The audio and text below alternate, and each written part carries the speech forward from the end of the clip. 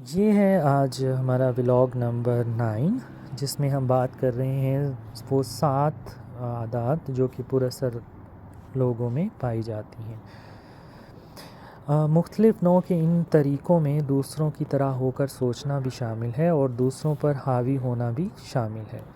اس میں مثالیں دینا بھی شامل ہے اور ثابت قدمی بھی شامل ہے۔ زیادہ تر لوگوں کے ترکش میں ان میں سے 3 یا 4 طریقے ہوتے ہیں۔ عام طور پر دلائل سے بات شروع کی جاتی ہے اور اگر یہ کام نہ کرے تو پھر فرار اور یا لڑائی۔ یہ کس قدر طاقت بخش تصور ہے کہ بجائے گھسے پٹے اور دوسروں کو تبدیل کرنے کے غیر مؤثر طریقوں کے استعمال کے ہم دوسروں پر اثر انداز ہونے کے نئے طریقے بھی سیکھ سکتے ہیں۔ نو کنٹرول کے مسائل کے سلسلے میں انسان کو اپنے چہرے کے نیچے لگی لکیر کو تبدیل کیے رکھنا چاہیے، یعنی مسکراتے رہنا چاہیے۔ ان مسائل کو چاہے ہم پسند نہ کرتے ہوں، لیکن چونکہ ان کے حل کے لیے ہم کچھ نہیں کر سکتے، لہٰذا پرسکون طریقے سے انہیں مان لینا چاہیے اور ان کی موجودگی میں زندگی گزارنے کی عادت پیدا کرنی چاہیے۔ یوں ہم ان کے مسائل کو اپنے اوپر مسلط کرنے سے بچے رہتے ہیں اور اپنا کنٹرول ان کے ہاتھ میں نہیں دیتے۔ یہ رویہ الکوہلکس انونیمس کے دعا کے جذبے کے عین مطابق ہے کہ اے خدا مجھے حوصلہ بخش کہ میں ان چیزوں کو تبدیل کر سکوں کہ جو تبدیل کی جا سکتی ہیں اور ان کا تبدیل کیا جانا ضروری ہے، اور یہ سمجھ عطا کر کہ میں ان چیزوں کو مان لوں کہ جنہیں تبدیل کرنا ممکن نہیں، اور اس حکمت سے نواز کہ میں ان دونوں کا فرق سمجھ سکوں۔ چاہے مسئلہ براہ راست انڈائریکٹ یا نو کنٹرول کا ہو، اس کے حل کا پہلا قدم ہمارے اختیار میں ہوتا ہے۔ اپنی عادات کو بدلنا، اپنے اثر انداز ہونے کے طریقوں کو بدلنا اور نو کنٹرول مسائل کو دیکھنے کے انداز کو بدلنا، یہ تمام ہمارے اثر کے دائرے کے اندر واقع ہوتے ہیں۔ اثر کے دائرے کو پھیلانا، اس بات کا فہم بڑا حوصلہ افزا ہوتا ہے کہ اپنے حالات واقعات پر اپنے رد عمل کو چن لینے کی قدرت دراصل ہمارے حالات کو کس قدر بھرپور طریقے سے تبدیل کر سکتی ہے۔ جب ہم کسی کیمیاوی فارمولے کے ایک حصے کو تبدیل کر دیتے ہیں تو پھر ہم اس کے نتیجے کو بھی تبدیل کر دیتے ہیں۔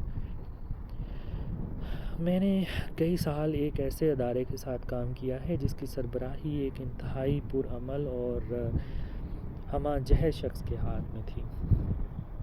وہ رجحانات کو بہت پہلے جان لیتا تھا، وہ تخلیق کار تھا، باہنر تھا، اہل تھا اور بہت لائق تھا، اور سب کو ان باتوں کا پتہ تھا۔ لیکن اس کا نظم و نسق کا سٹائل بہت آمرانہ تھا۔ اس کا لوگوں کے ساتھ معاملہ اس طرح کا ہوتا تھا کہ جیسے وہ دوسروں کو بدھو سمجھتا ہو، اور اس کے خیال میں دوسرے لوگ جو خیالات رکھتے ہیں ان کا کوئی وجود ہی نہیں۔ ادارے میں کام کرنے والے لوگوں سے اس کا طرز تخاطب اس طرح کا ہوتا تھا کہ یہ کرو، وہ کرو، اب فلاں کام کرو، اب فلاں کام کرو، تمام فیصلے میں کروں گا۔ اس رویے کا بالآخر نتیجہ یہ ہوا کہ اس کے ارد گرد تمام دوسرے افسر آہستہ آہستہ اس سے متنفر ہو گئے۔ وہ برآمدوں میں اکٹھے ہو جاتے اور اس کے خلاف ایک دوسرے سے شکایتیں کرتے۔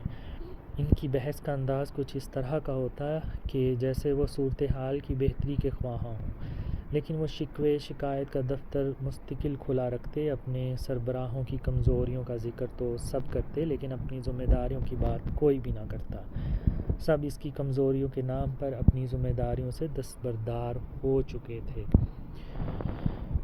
تم سوچ نہیں سکتے کہ اب کی بار کیا ہوا، کوئی کہتا۔ اگلے دن وہ میرے ڈپارٹمنٹ میں آیا۔ میرا تمام کام پورا تھا اور سب کچھ سرسری طور پر دیکھنے کے بعد اور بغیر کسی چیز کو سراہنے کے اس نے اور ہی باتیں شروع کر دیں۔ میری مہینوں کی محنت اس نے یوں اڑا کے رکھ دی جیسے مجھے کچھ معلوم ہی نہ ہو۔ مجھے نہیں معلوم کہ میں یوں کب تک اور اس کے ساتھ کام کرتا رہوں گا، پتہ نہیں یہ کب ریٹائر ہوگا، یا یہ تو ابھی صرف 49 سال کا ہے۔ کوئی اور کہتا، کیا تم سمجھتے ہو کہ تم مزید 6 سال کا عرصہ اس کے ساتھ گزارا کر سکتے ہو؟ مجھے نہیں معلوم۔ اس جیسے آدمی کو تو مالک ویسے بھی ریٹائر کرنا پسند نہیں کرتے، لیکن ان تمام افسروں میں سے ایک پرو ایکٹیو تھا۔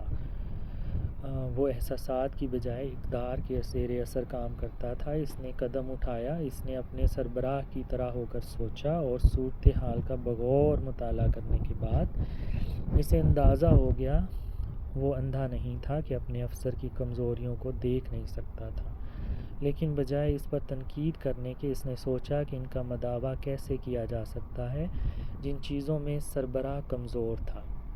اس افسر نے اپنے ماتحتوں کے لیے ان کا مداوع خود کر دیا اور جن چیزوں میں سربراہ لائق تھا ان خصوصیات سے اس نے استفادہ کرنا شروع کر دیا، مثلاً سربراہ کی دور تک دیکھنے سکنے والی نظر، اس کی اہلیت اور اس کی تخلیق کاری۔